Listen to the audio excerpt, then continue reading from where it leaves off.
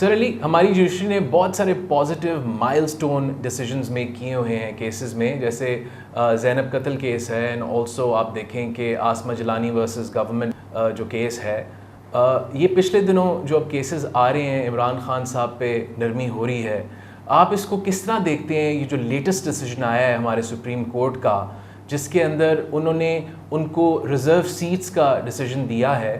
دیکھیں، عدالتی فیصلوں سے جب سیاسی فیصلوں کی سمیل آئے، جب عدالتی فیصلے سیاسی ایما پر کیے جائیں یا عدالتی فیصلوں میں سے لائکنگ ڈس لائکنگ کی بیسس پر وہ انصاف کا تقاضا پورا نہ کیا جائے اور اس میں لائکنگ ڈس لائکنگ کا ایلیمنٹ ہو، تو پھر عدل و انصاف کے نظام پر، جوڈیشری کی انٹیگریٹی پر، ٹرانسپیرنسی پر، اس کی امپارشیلٹی پر ایک بہت بڑا کویشچن مارک ہے۔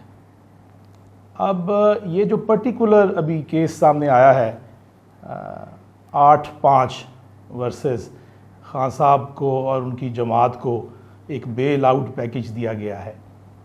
دیکھیں، ججمنٹ میں تو یہ کہا گیا کہ پی ٹی آئی ایک سیاسی جماعت تھی اور ہے، اور اگر اس سے اس کا الیکٹورل سمبل لے بھی لیا جائے تو اس کو پارٹیسپیشن کا رائٹ الیکٹورل پروسیس میں پھر بھی دینا چاہیے۔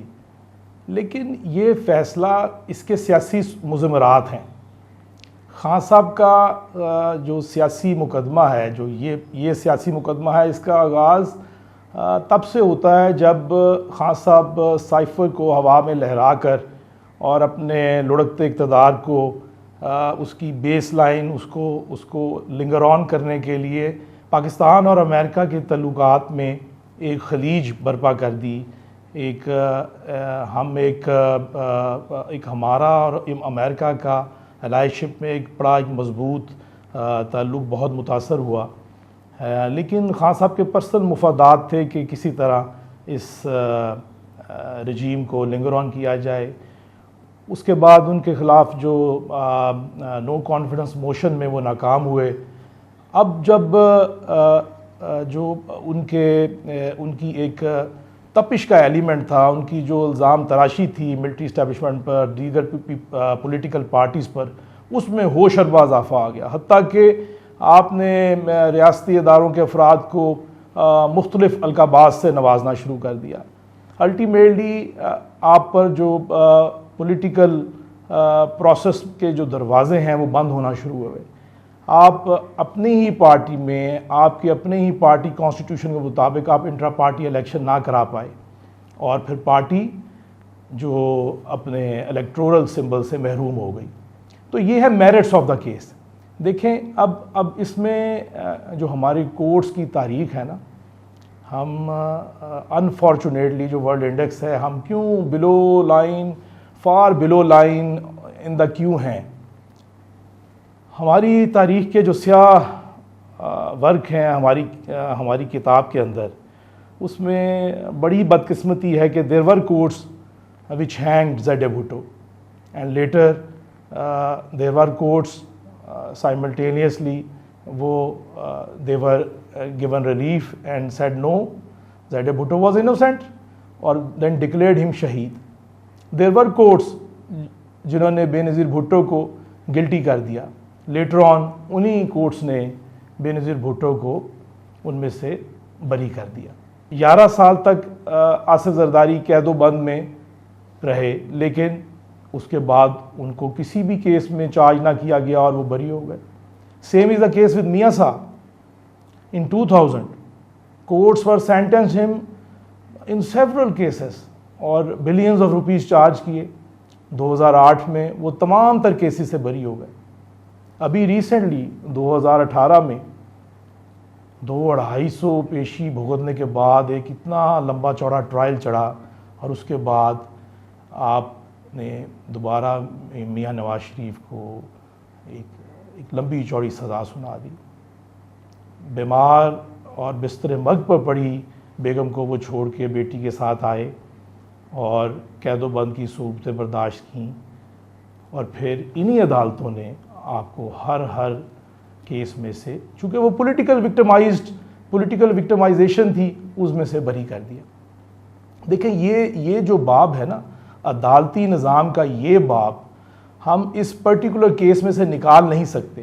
ریاست کے دو ستونوں کو کسی تیسرے فرد یا کسی تیسری پارٹی کی ایما پر ریاست کو کسی طرح سے بھی نقصان نہیں پہنچانا چاہیے، کیونکہ بہرحال تیسرا فرد یا تیسری پارٹی کا ایک علیحدہ منشور ہے.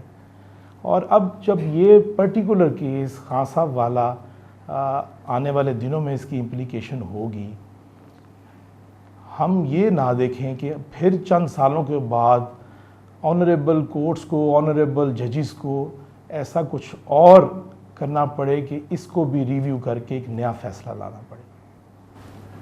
احسن رضا صاحب، سر علی نے ابھی فرمایا، میرا خیال ہے کہ he gave a list of decisions جو کنٹروورشل ہیں، but there is a big chunk of judicial decisions جو کہ بڑی پازیٹیو ہیں ہماری جوڈیشری کی ہسٹری میں.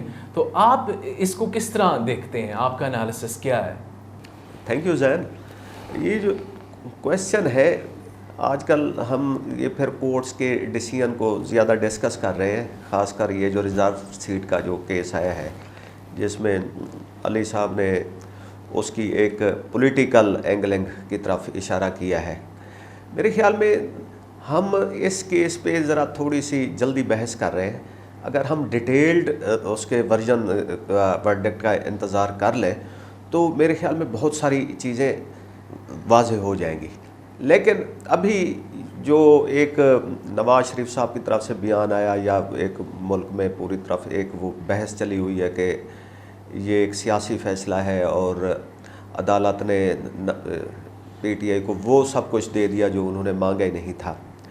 دیکھیں، جو الیکشنز ہیں ہمارے 24 کے، یہ بہت ہی کنٹروورشل ہیں. یو ایس کانگریس سے لے کر یورپین یونین پارلیمنٹ سے لے کے ادھر یو کے ہاؤس، اور یعنی کہ پوری دنیا میں، ایون چائنا نے بھی آپ کو ان الیکشن کے کنڈکٹ پہ کوئی مبارکباد نہیں دی. انہوں نے شہباز شریف صاحب کو پرائم منسٹر بننے پہ مبارک دی تھی، لیکن الیکشن کو کوئی ایک ڈیموکریسی کا کوئی مائل سٹون نہیں کسی نے بھی قرار دیا. تو اب یہ جو فل بینچ بنا ہے، اس نے کسی حد تک اس کے کریکٹیو میئرز لینے کی کوشش کی ہے اور تھوڑا سا جسٹس کرنے کی کوشش کی ہے. اس میں قاضی فائز عیسی صاحب کہہ رہے تھے کہ جی آپ جسٹس نہ کریں، انصاف نہ کریں، آپ کانسٹیٹیوشن کو دیکھیں. تو عدالت نے کانسٹیٹیوشن سے بیانڈ، یہ کریٹیسزم ٹھیک ہے کہ کانسٹیٹیوشنل باؤنڈریز سے آگے نکل کر عدالت کھیلی ہے، لیکن انہوں نے بہرحال انصاف کیا ہے.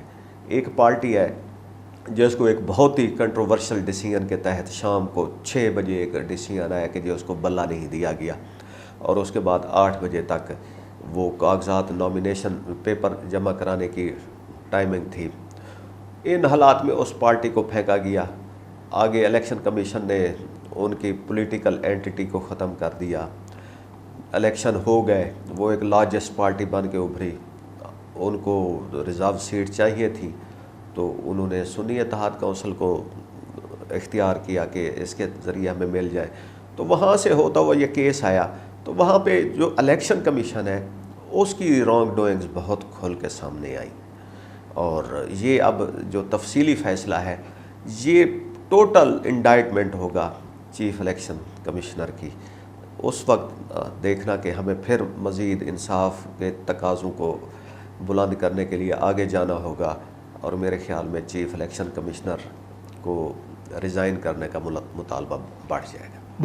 دیکھیں یہاں پہ یہ بات ہمیں بہت گہرائی سے دیکھنی پڑے گی کہ ایک طرف ہمارے جو پی ٹی آئی کے دوست ہیں، اور احسن صاحب آپ بھی جیسے اس کو ریفلیکٹ کر رہے ہیں کہ فیصلہ تو انصاف کے اصولوں پر ہے، پر اس کے لیے ججز کو بیونڈ کانسٹیٹیوشن جانا پڑا. تو فار گاڈ سیک آپ یہ بتائیں کہ جو بیونڈ کانسٹیٹیوشن جا کے کوئی فیصلہ ہوگا وہ کیسے انصاف کے اصولوں پر سارے تقاضے پورے کر سکے گا؟ اب ایک حلف نامہ ہے، ایک ایفیڈیوٹ ہے، آپ جانتے بوجھتے آپ اس کے پورے میئرز دیکھتے ہوئے آپ اوتھ لیتے ہیں، آپ افرم ہوتے ہیں کہ میں یہ ایفیڈیوٹ دے رہا ہوں، میں یہ ایفیڈیوٹ دے رہی ہوں. جب آپ چند ایک ممبرز کے لیے یہ رائٹ بریچ کریں گے اور آئین کی تشریح میں ایکسٹینشن کر دیں گے تو پھر آپ باقی لوگوں کو کیسے روکیں گے؟ اب آپ جو ہاؤس ہے اس میں جو باقی لوگ اپنی منمانی کرنا چاہیں گے تو آپ تو پریسیڈنٹ سیٹ کر دیں گے. آپ یہ کہیں گے کہ جو وہ 39 لوگ ہیں جنہوں نے سوچتے سمجھتے ہوئے اور ہر طرح سے قانون کا تقاضا پورا کرتے ہوئے یہ ایفیڈیوٹ دیا کہ ہم سنی اتحاد کونسل میں ہماری شرکت کر دی جائے. اب اس کے بعد آج ان کو یہ خیال آیا کورٹ کی ایما کے اوپر کہ نو، ہم تو دوسرے گروپ میں چلے جائیں گے، دوسری پارٹی میں چلے جائیں گے. آپ اس بات کو روک نہیں سکیں گے. پھر آپ اب یہ اس کو فوری پی ٹی آئی کو ریلیف تو مل جائے گا، لیکن یہ بہت بڑا ایک پنڈورا باکس کھل جائے گا جس سے یقینی طور پر جو اس ملک کی قانون کی اور آئین کی دیواریں ہیں اس میں دراڑ پڑے گی.